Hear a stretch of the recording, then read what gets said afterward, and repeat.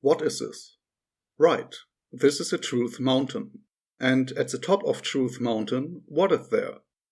Correct, the truth of all truth, which is that everything is actually one. The truth of all things, when considered as a category, is that it is one as that category. If we go down the Truth Mountain and ask ourselves what the truth of all things consists of, we can divide the sum of all things into two essences, order and chaos. Order is the fixedness of things, the eternal. Chaos is the volatility of things, the infinite. Reality is the synthesis of both essences and cannot be only one or the other. If reality were order without chaos, then nothing could develop. Everything would be the same and would remain the same. Nothing could ever change.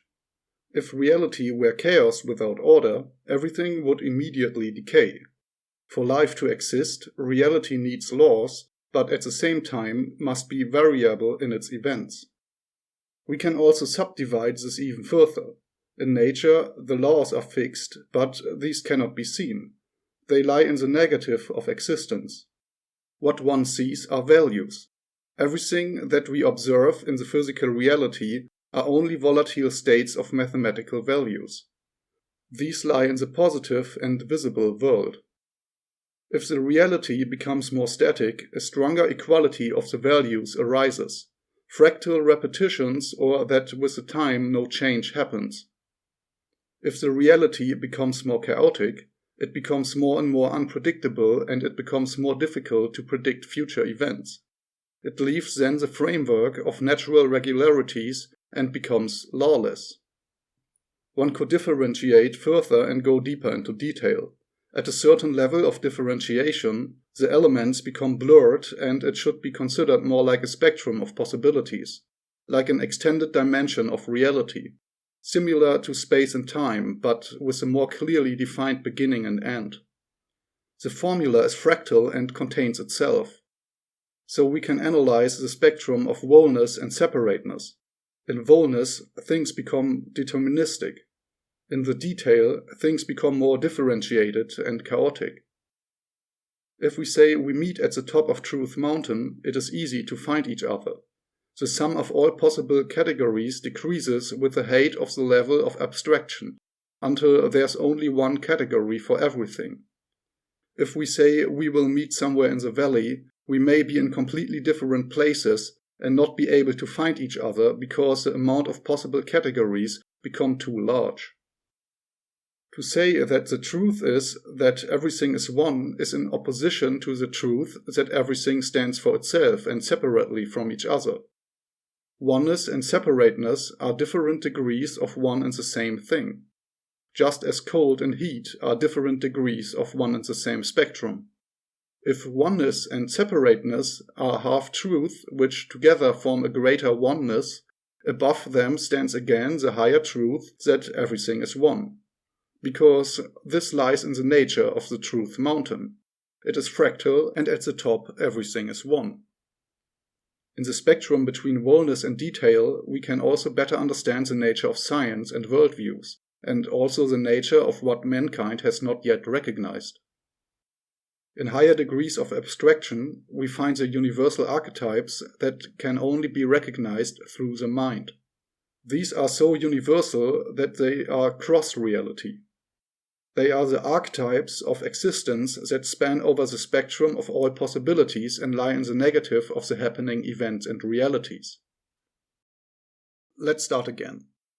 Everything we see in the physical reality are volatile manifestations of mathematical values and information. In the physical exoteric world is the visible matter. It is the positive, that which is in front of us and that we can observe outside of our minds. There we find physical bodies, such as planets, trees, or our own biological body. The physical reality can be viewed in different ways. You can look at the whole universe as a category, or you can zoom into the details. At 0, we see the whole universe at once. At 1, we have totally zoomed in and see the smallest elementary particles. In the smallest detail lies quantum mechanics, which is the most chaotic. If we zoom out further, we come to chemistry, still higher in the abstraction, and we arrive at the biological bodies and life. Again higher, and we look at the planets, solar systems, and galaxies.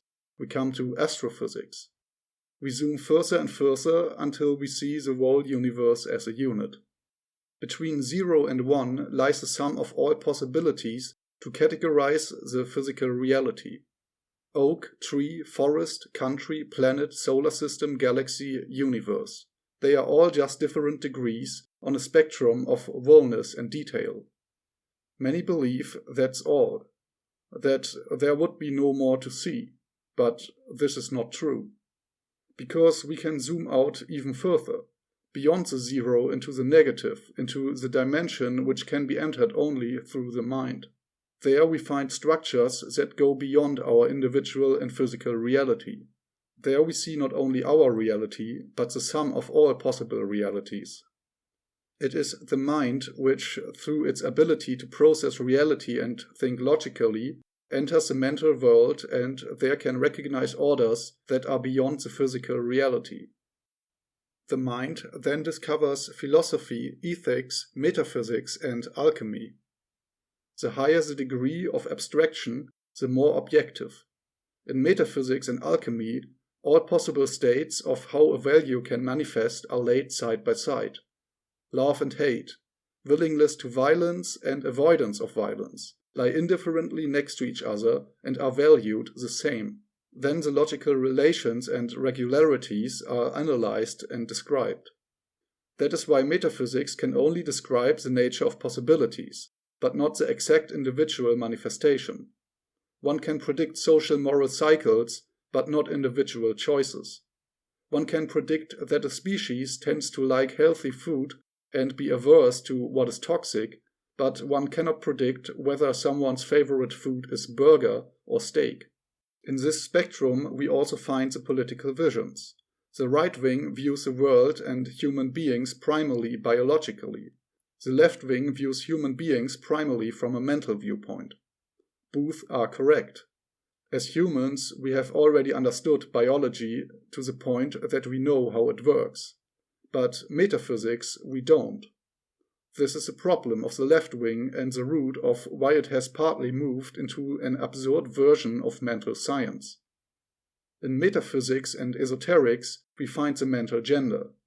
For example, the left wing is the feminine principle and the right wing is in the masculine, or empathy and helpfulness in the feminine and rationality and competition in the masculine, and so on.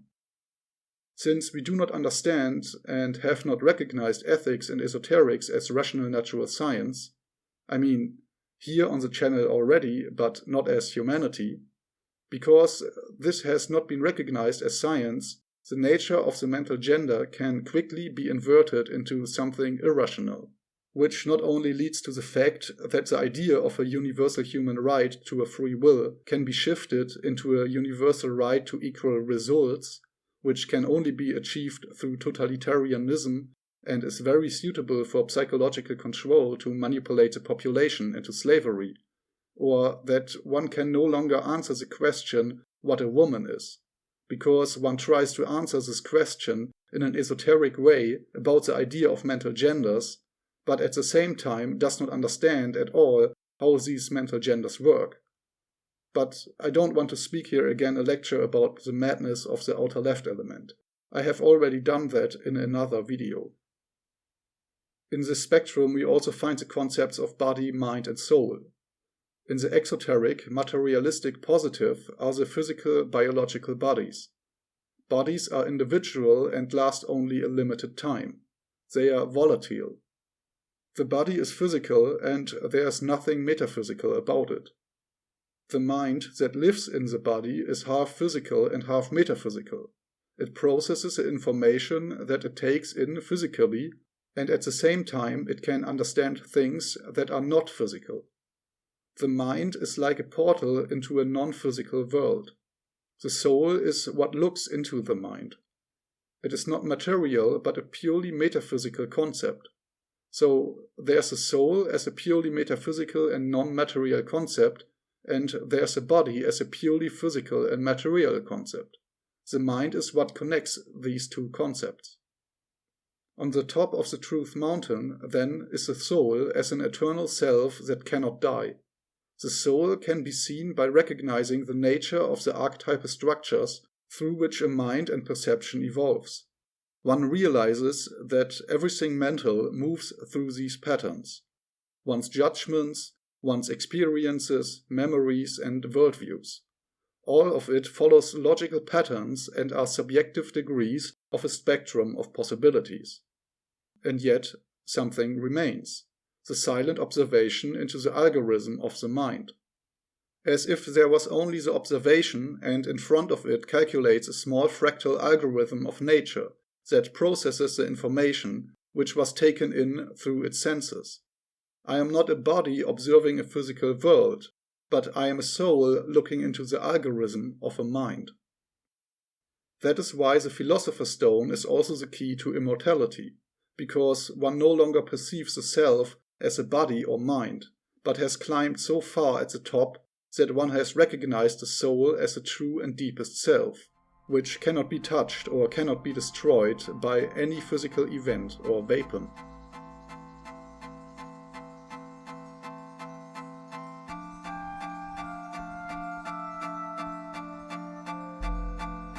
XMQ3344 und XMP Alpha. Ich lass den Sinn hinter mir, denn ich will den Kontakt verlieren. Die letzte Halterung wird abmontiert, ab jetzt wird ganz konkret abstrahiert. Ich kappe die Verbindungen zur Bodenstation. Bau mir einen Vogel, der mich hochfliegt zum Mond. Ich mach Kratertourismus, genieß den Erduntergang. Steck eine Fahne mit nem Äffchen zwischen Berge aus Sand. Ein kleiner Schritt für mich und für niemanden sonst. Denn ich bin hier rausgeschwommen mit dem Ziel, nie wiederzukommen. Ganz ohne Rettungsleine oder Shuttle-Ticket auf die Oberfläche der Realities. Obstdosen, Biere und Oktoberfeste. Meine Uhr knallt, die Zeit ist nicht mehr existent. Ich schmeiß mein Portemonnaie ins Seil raus und verbrenn mein letztes Hemd. Die Wärme der Sterne durchdringt jede Pore, ich esse Licht. Der nächste Komet, der hier einschlägt, ist mein Exorzist. Ich umarme die leere Winke der Venus, stoße mich ab und verschwinde wie Jesus. Und die Menschen sehen wie Ameisen aus von hier. Die Wolken wirken surreal, als wären sie aus Papier. Ich häng mich an den Satelliten und zieh leise Kreise und nehm ein paar kosmische Partikel mit auf meine Reise. Und die Menschen sehen wie Ameisen aus von hier. Die Wolken wirken surreal, als wären sie aus Papier. Ich häng mich an den Satelliten und zieh leise Kreise. Leise Kreise, leise Kreise, leise Kreise, leise